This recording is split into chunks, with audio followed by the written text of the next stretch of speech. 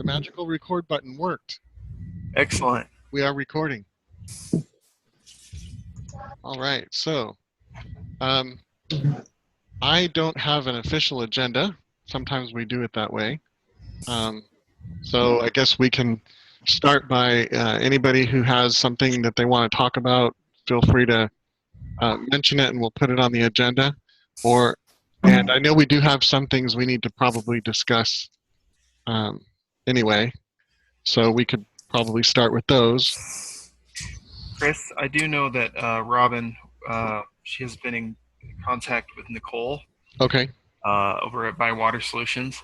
And Nicole, I guess, is going to the Koha in Greece, or mentioned that some people are from different parts of the world, and if we are working on anything in particular that we would like to report on, and if somebody in this group is going to the Koha in Greece, they could report on it. That's a request from her. Okay. Report on what we're doing. I'm not. Anybody here? I'm not either. Nope. Well, I am sort of. Okay. At Koha in Nevada, I did a presentation on how I modified Koha to use as a local authors catalog using Medline records, turning them into MARC records. And since then, I've completely rethought everything. I wanted to be compatible with journal articles using Medline, books using MARC, conferences and posters using our own system, and that is getting close to fruition. Oh, good.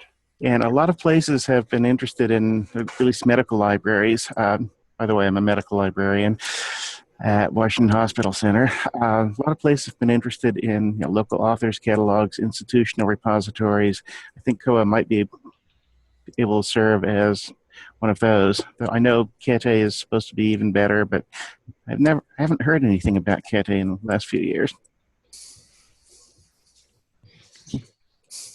Alrighty.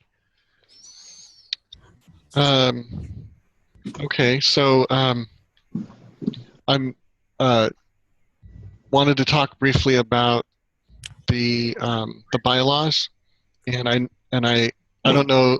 I finally got into them yesterday and started making a bunch of changes. So Christopher probably hasn't had a chance to look at them, but the more I read them, the more I think, well, we kind of have to decide where we're going to make a lot of progress on that. Just because there's so many things that don't apply, like we don't have. They have like a different system in Nichols. It's more a robust organization. So, I don't know. What I'm reporting is that we're working on it, but we don't have anything close to a finished product to show people. Okay. Yeah, I'd love to see it once you get something together. Yes, and it kind of depends on, and forgive me, but I guess a month must be too long for me, but we talked about association, we talked about nonprofit, we talked about, what kind of organization we're going to end up being. And I know there's certain things that kind of make it much more difficult. If I'm not misremembering, being an association puts a greater tax burden on us, or documentation. Is that right? No.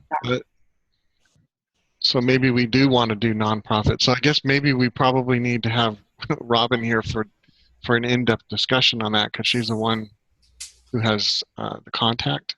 I do remember that if we're nonprofit, Robin's colleague who was giving him the information said that no organization that had the words open source in their bylaws has ever been granted a nonprofit status.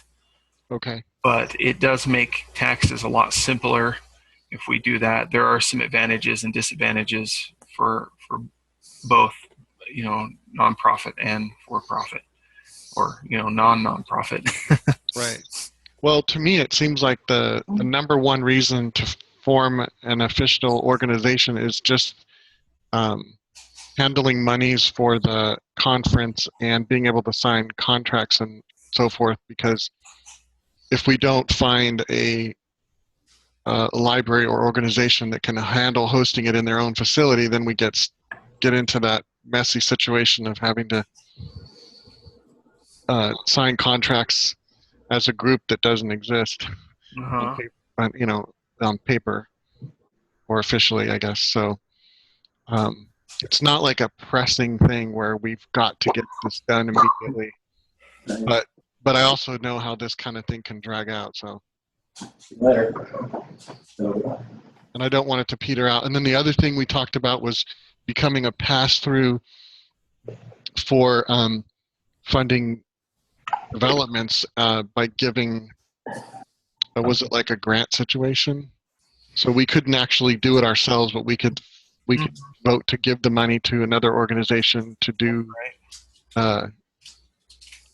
Yeah, and that's becoming, that can become a big deal because sometimes you really want a development, but you just can't afford it.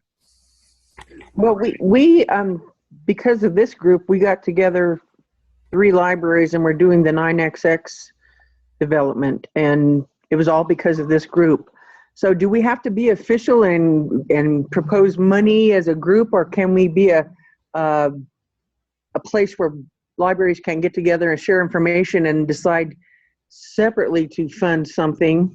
We had 3 different libraries get together on a town hall and talk about the 9XX, and then we all agreed to pay some money and we've got it going. So I agree completely. do we have to go that far that we have to be? I know it would help with our conferences, but I'm not sure that we need to be able to hold money and do things like that. Right. I agree. That's my thought. I mean, I see us as a place where we can get together, share ideas, and do things. But, as the 9XX thing, we each had a separate contract with Bywater, and they were our common vendor, but we didn't have to put money in one place and then give it to somebody. We each did our own. Right. But we did have a place to talk. I agree. And come together. I think the networking aspect you don't need to be an association or a nonprofit or anything for us to meet like this and just network and share ideas and all of that. We don't have to. Sometimes you have to see what wants to happen. I mean, if we get some, I don't know, if Elon Musk decides to give us $1 million to build Koha, then at that point we'd say, oh, okay, well, wait a minute, we need to make this real official. But isn't Brendan and who else? Bob Birchall and all those people working on something already? I know in the IRC, they have their monthly meeting. I think they're working on something separate, similar. Well, you're right. And I think that might have a better chance anyway of happening with the worldwide organization versus one that's pinned to a specific country or, something like that.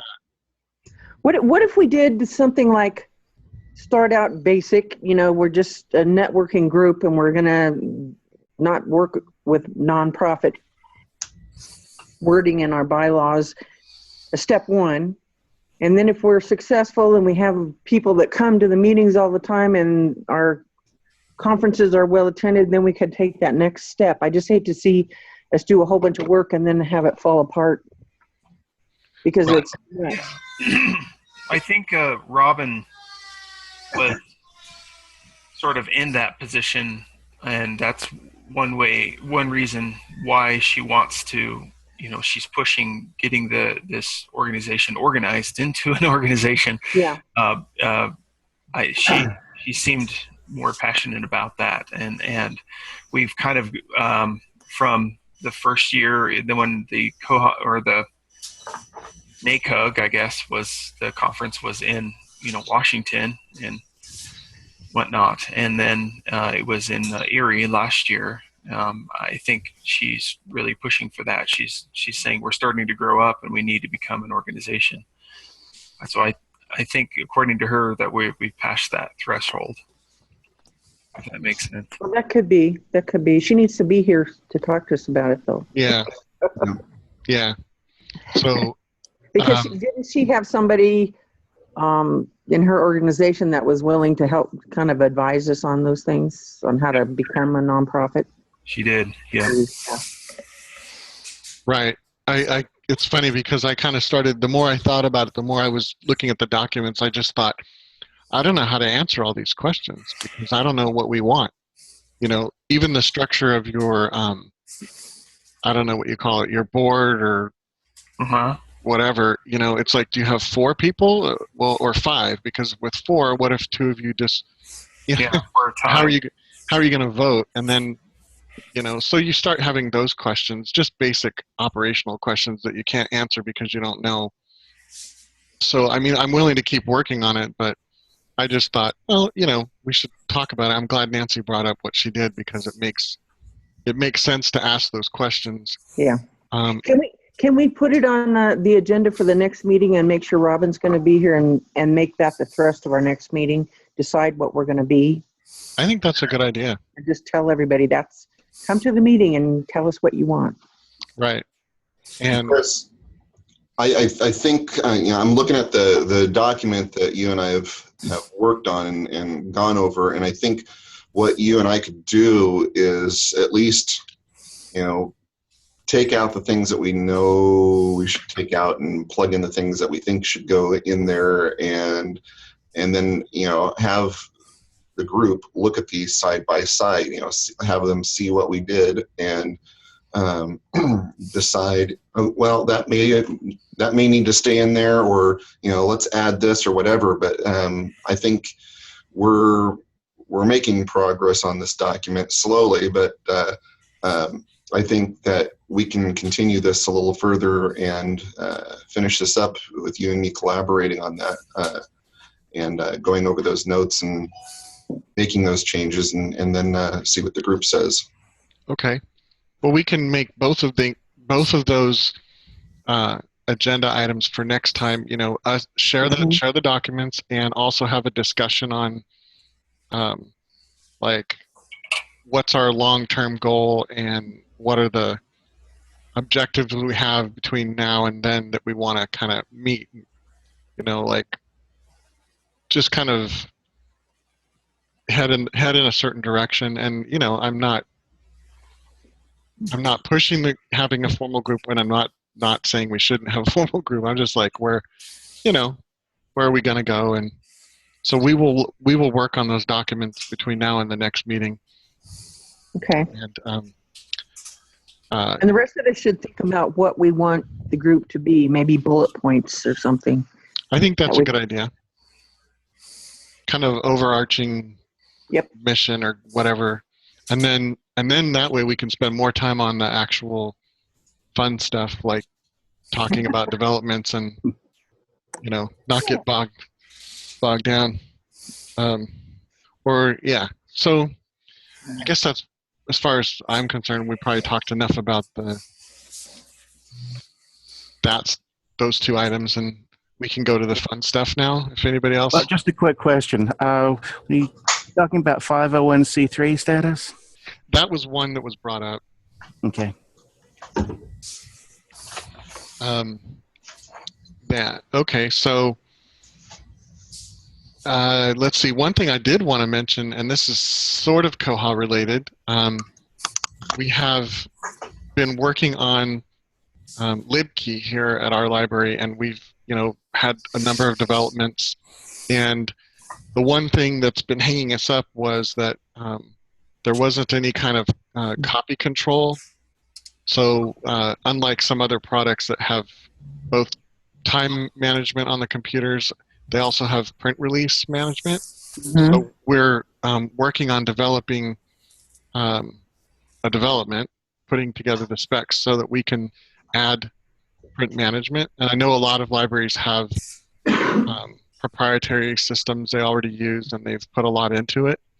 But we are going to put a pretty big chunk of money into this new development that will bring print release to LibKey. That's the biggest thing, biggest reason we haven't done LibKey as well as the print management feature. So, Right. So and it's I know that Kyle, I'm sorry, I cut you off. no, that's okay. I know that Kyle at the last Koha US meeting said that it's possible to put in there's a certain internet cafe software printing management type of thing that you can, a component that you can add into it, but it's pretty complicated, he said.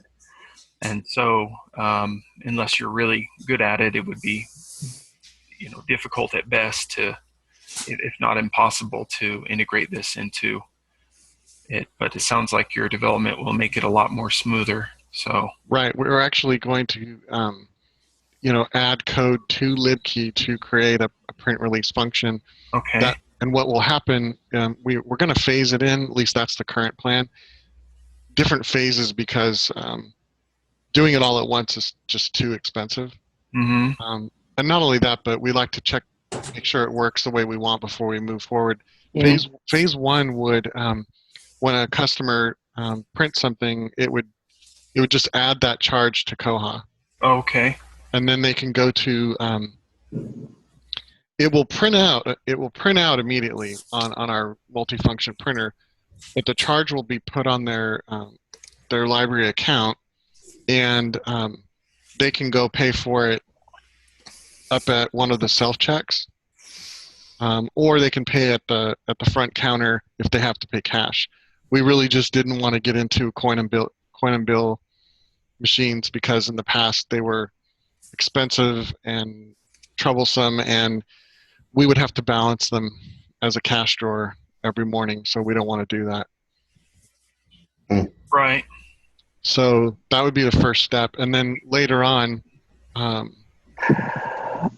later on we had some other ideas to add more features to it, but that was like our number one thing, because right now we do an honor system, and I'd say probably most people are honorable, but some just don't care. Chris, do you require a library card in order to use your public computers? We do, but we have one that is in essence mosely how do I say, very little required to get the card, and it has very low privileges. But Right. we do require them to get a library card, and that came from it's just a kind of more of a operational thing. We You're right. make them get a card one time, and then after that they're self-service from there on out. Yeah. Instead of coming in every day with asking for guest. Or a lot of our users on the public machines don't have library cards. We issue guest passes. Right. So having that print on your account, I can see a lot of people, even if they got a library card, letting that build up to the maximum they could have, and then they wouldn't pay it. Right. That's a possibility. It depends on your library, and even people we know are pretty sure are homeless. They do pay for their printing, and they don't print a lot, at least not here.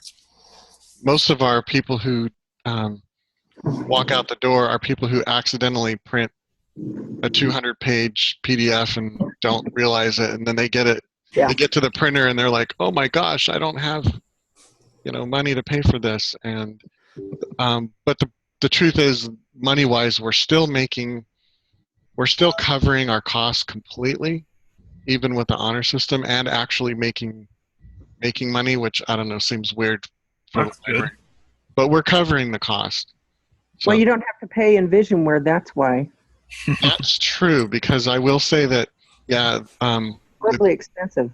with libkey, we do pay to get it hosted, but it's ridiculously cheap and reliable, and it doesn't have 5,000 options. So that was the one thing about Envisionware is, on one hand, you could make it do whatever you want, but there were so many options that it was difficult for me to get anyone else to be able to configure it. They never could understand the rules. I think with the with LibKey, the thing for us, I would love to go to LibKey, but for us to go to LibKey, there needs to be certain core functions in place, and LibKey has some of those for computer management, not all of them, and of course not the printing solution. So until those products or those pieces of software are mature enough so that we're not like cutting off features and capabilities by switching over, it's hard for us to join in. I think that's something, with a product like this is, when it's starting out, it's starting out slow, and until it catches up with the mainstream, it's going to remain slow. And once it catches up with the mainstream, like Koha is mainstream because it can do just about everything that any other ILS out there can do or needs to do. But LibKey is just not quite there yet. We're still hoping, that'll catch up so that we can jump on board with that product. You know what would be great if you or anybody sends me what features you can't live without. Mm-hmm. Then at least we could look Chris, at. why don't you have Bywater have a town hall on it? That's what we did to get our 9XX people together. Well, that's brilliant. And then we just hashed it all out, and everybody agreed, and everybody was primed to pay their part by the end of the session. So Right. And I realize this is a long game. I mean, yeah, this is something we're all really interested in, though. So Yeah. what are you going to do about wireless printing? well, that's one of the features that I really want, and I know that Yeah. it's stopping a lot of people who might Yeah. be interested. And I think that I don't even know how much it would cost. Well, you know what? What's interesting is we do that through Envisionware, and Envisionware is outsourcing for that. They're using a third party Yep. for that wireless printing. Yeah. They're just offering a little bit of a discount going through Envisionware, and when you've got something that works well, why reinvent the wheel? It's very possible that LibKey could do similar thing and utilize that third party until something more is developed. Open. So. Yeah. Right. Well, that's the whole. Sorry, need to go. Good to meet you all. Okay. Thanks. Bye. See ya, Fred. See you, Fred. I have to go too. I've got another meeting across town. Okay. So think about that, Chris. The town hall really worked, and you'll have Kyle there and talk directly. It was really great. I will ask them for that. I think they'll be. I guess some of our staff talked to them at PLA, so they're kind of. Nate is interested in moving LibKey along, so Yes. I think the timing is right. Perfect. And actually, Bywater threw in a bit of money for our 9XX just to get it going because we had one little portion that wasn't funded. So Well, that's great. we did that. Okay. See you next time. Okay. Thanks. Thanks, Nancy. Now we can talk about Nancy. Oh, wait, she's still.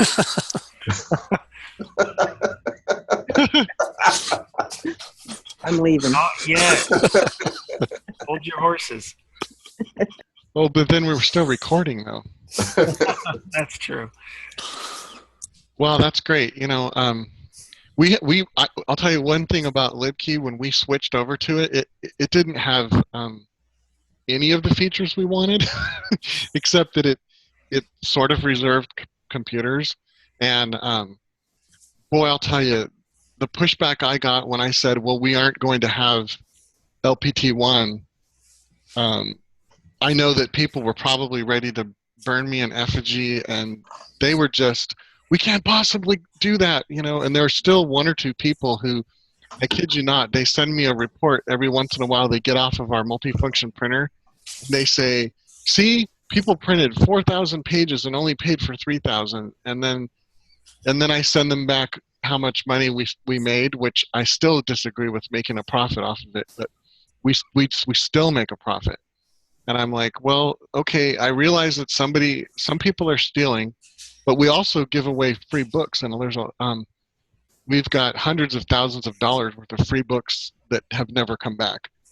And you're after me for a couple $1,000s of printing, so go away. you know, and let's focus on something that matters, because it turns into a bike shedding, which I'm like all over that term. I love that term now, ever since I heard Kyle use it, but probably overdoing it. What is it? Sorry. Oh, bike shedding. Bike shedding. Yeah, if you look it up, it's the the amount of money on a given project or whatever is inversely proportional to the amount of discussion. So the $10 billion power plant takes 5 minutes to vote on and get approved, and the bike shed, what color to paint the bike shed, takes 45 minutes, and you never actually come up with a resolution on what color to paint it.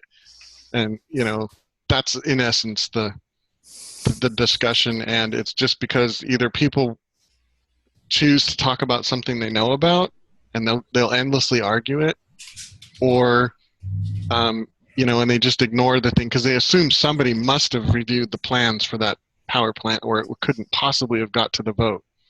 And that's politics too. I mean, we argue endlessly on the little details, but we never get the big things done. So it's more than that. But if you Google it or something, you could while away a bit of time reading on it. Okay. Yeah. Thank you. Yeah. We did an April Fool's Day where I created a new library policy and got it signed by the department head, an anti-bike shedding policy. And there were actually people in the staff audience that thought it was real. So I sat down and somebody went, "Oh, that's not real?" And I was like, "Well, for you." Yeah. Happy April Fool's Day. Yeah. We had a whole staff meeting that was all April Fools. Okay, so after hijacking it for LibKey, what about Koha? Has anyone else here upgraded since then? Not yet. Last meeting? No? We're still working on our proxy because we've just had so many other things to deal with,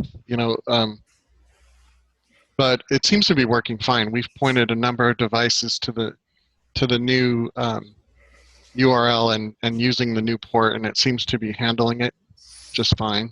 So it's just a matter of getting it all done. I have a question. Yes. We use Overdrive. Basically, Koha will call using the Overdrive API and call up Overdrive and say, "Hey, this is what the patron searched for in the catalog. Do we have anything on Overdrive that matches that?" Mm-hmm. That's not through SIP, is it? No, I don't think so. Then what? Who was it? I think it was Amy over at Bywater was saying that sometimes Overdrive uses SIP when you integrate it into Koha. Does anybody know what that integration is? Well, I mean, I know that when it authenticates over SIP. Yeah. So that's what we have it doing now. It's authenticating. So does it authenticate so that it knows which collection to use or to look up? Whether that patron has rights through your library. So, like, we're part of a consortium that has the Overdrive collection, and then we also buy Advantage titles for just our library. Okay. So when somebody selects our library, they put in their library barcode, and then Overdrive calls Koha and says, is this a real library card? And then it says yes, and then they're allowed in. So yeah, it's just authentication. So they are allowed into Overdrive. Yes, into the collection that we bought through Overdrive. Okay. So I don't think it matters on the searching API. Right on. Thank you.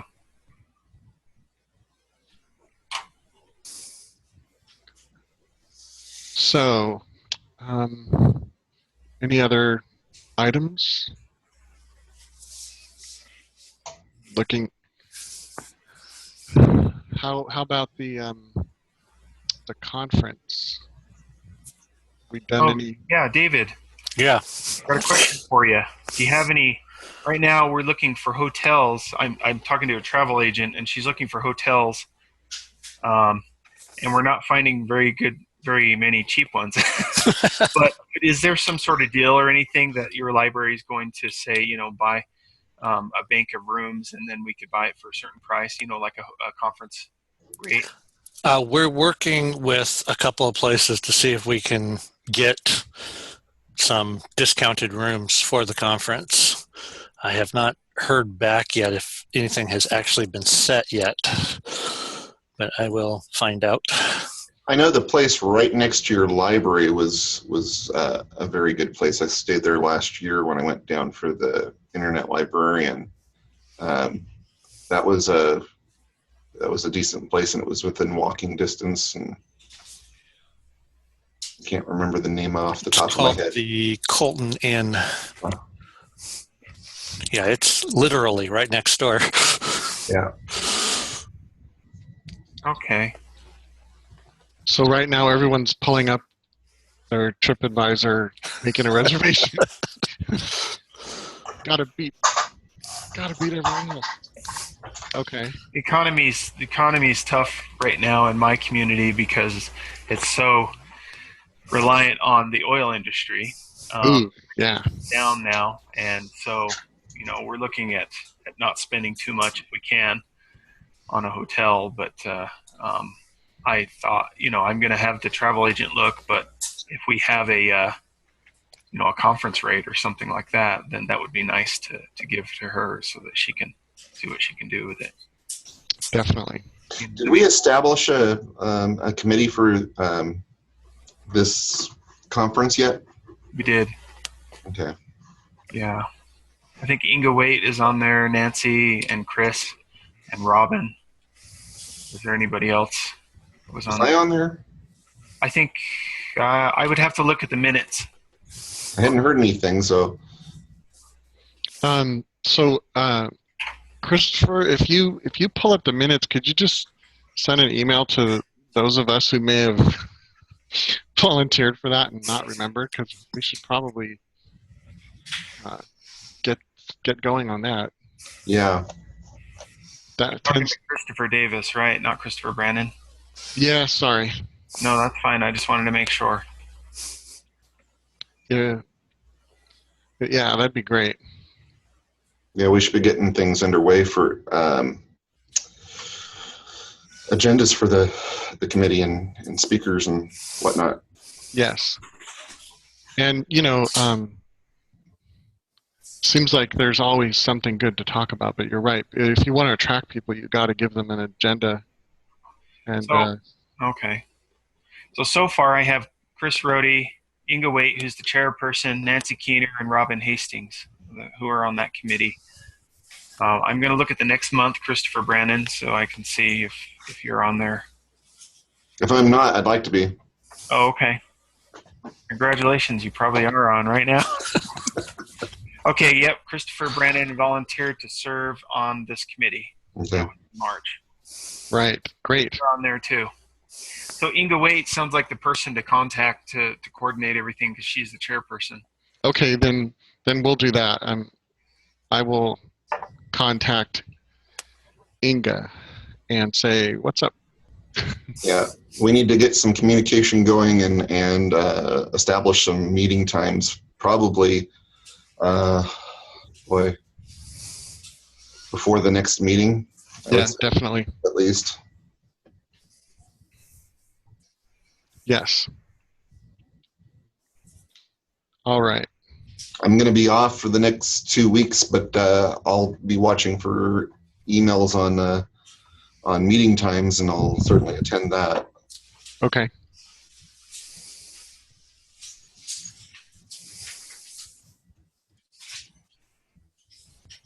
Well, I don't have anything else. I'm gonna force unmute Jason so that we can hear him talk. No. Do it. Yeah. No. That's okay. I often mute myself and just listen. I just didn't want you guys to hear me breathing and going. That's okay. That's okay. No Darth Vader breeding. That's funny. I have something I can share. Hold on. Oh, good. My April Fool's joke is somewhere. Well, Can I share my screen? there's Snoop Dogg Vision, which YouTube did for theirs. Yeah, I saw that. So I redid my old pack and told my user group that we were going to change to this. Oh my goodness. I went with the laser cat theme. Nice. Pickles. That's awesome.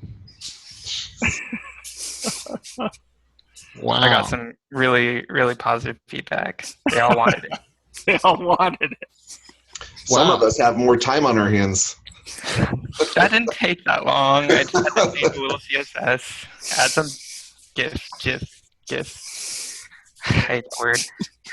GIFs in. Oh, yes. Right. Well, yeah, my city librarian ordered us to create April Fool's stuff because we have a new department head and he said he likes pranks, so we fired with all cannons on that. See, we don't even wait for April Fools. I went on vacation and came back one time to everything in my office being saran wrapped. So, Oh, I love that. That's a good idea. Do you mind if I borrow that one? no, go for it. Yeah. Saran wrap on foil's good. Yeah. Depends on how hard you want to work. Yeah. Like I said, we also did the people that went to PLA came back to their office destroyed, either filled with balloons or, and we do the long con because I mean there's things they haven't discovered yet. They think they figured everything out. We did stuff that they're not going to figure out for months. Probably stuff you'll forget. Yep, and they'll be like, "What the heck? Where'd this come from?" I don't remember that. Yeah. Oh yeah, I remember that now. Is that ours? Yep. The long con is the one I like. So, all right. Okay. I think we're done. Well, maybe we need an agenda. That would really help out because I have no problem with unmeetings or but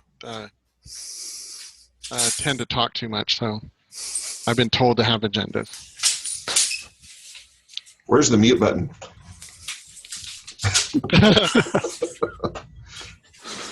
Oh yeah.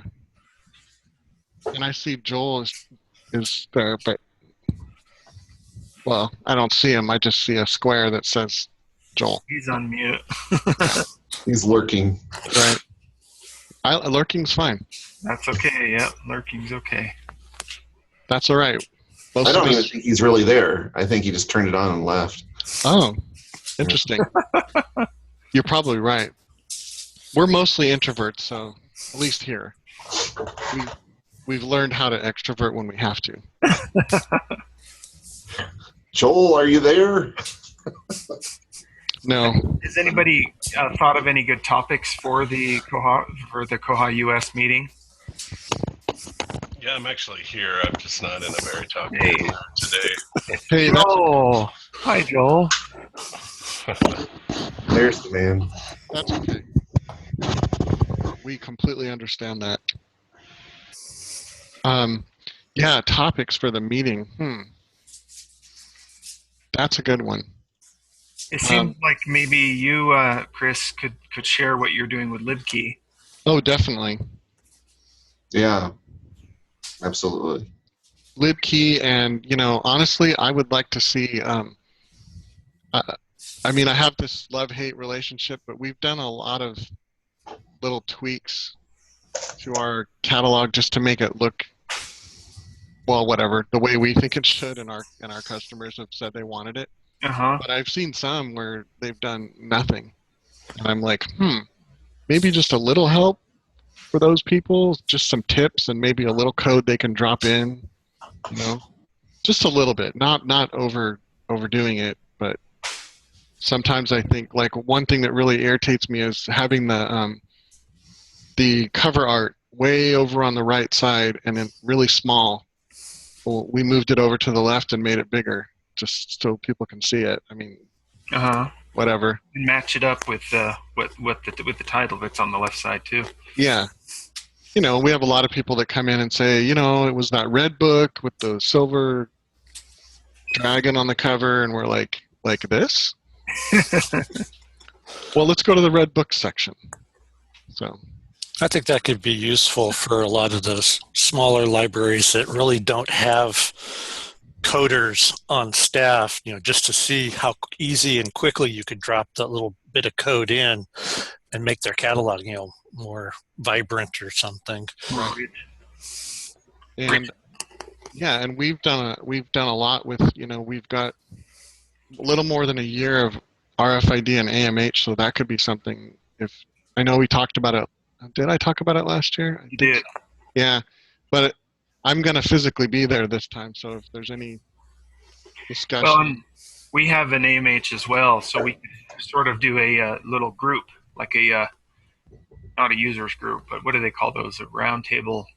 Not really a round table, but you know. Yes, definitely. You know what I'm talking about. I do, because those who are interested in AMHs. Because we keep getting contacted by libraries that are having issues with their AMH and RFID, and they happen to also be Koha. So I'm like, okay, might be nice to have a group. Yeah. And I think there's always people that want to know how to do more of the actual server side stuff. We don't. We just let Bywater do it. But there's some people that like to host their own, so they always appreciate how to set up a cron job. Yes, I know how to set it up. I just put in a ticket. Yep. I asked them very nicely to do it, and they do it.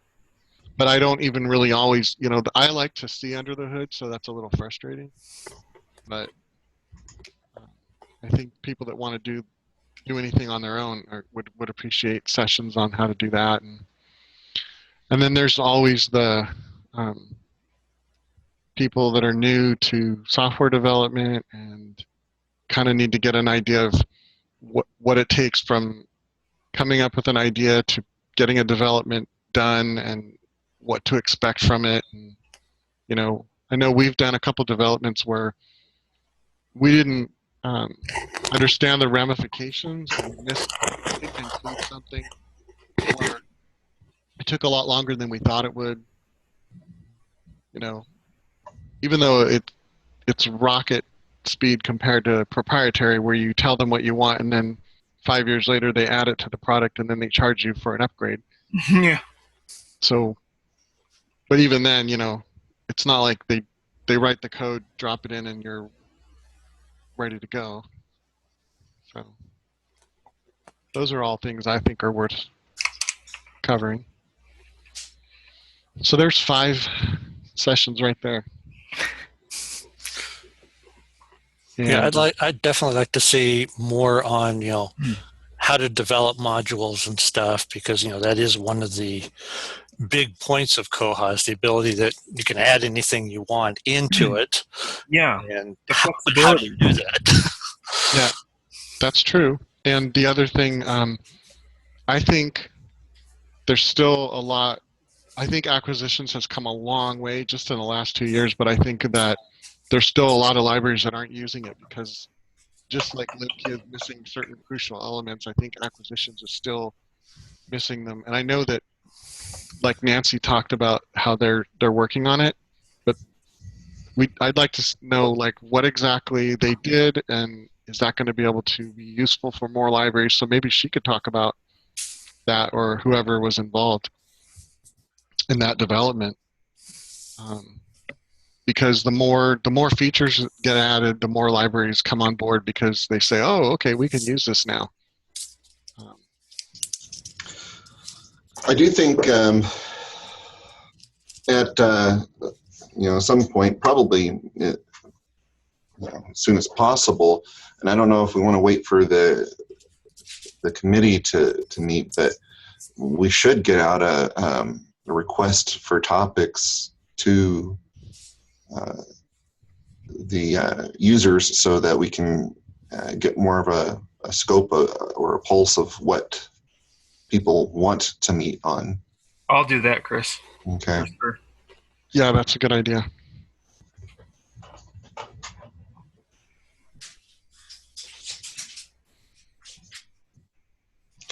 Maybe have people submit their top 5 or top 3 things they would like to discuss or hear about, or what they want to learn. That's a good idea.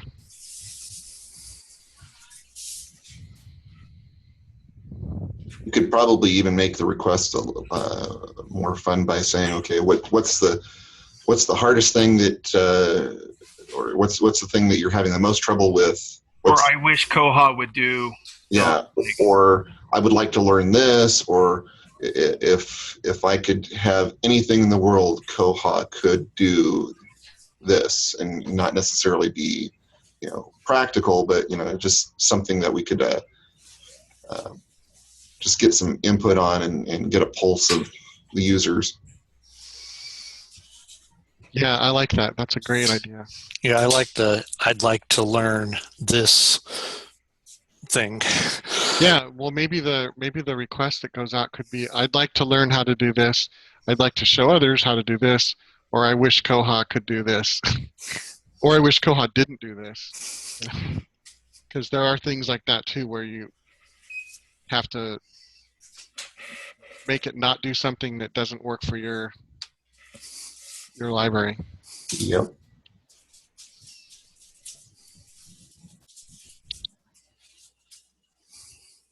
I think that would be, that sounds like a great idea.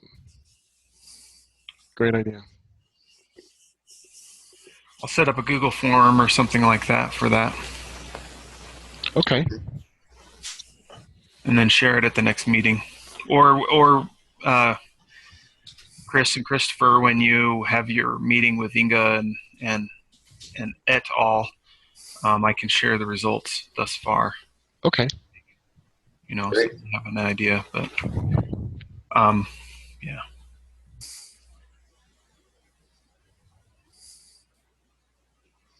So, okay.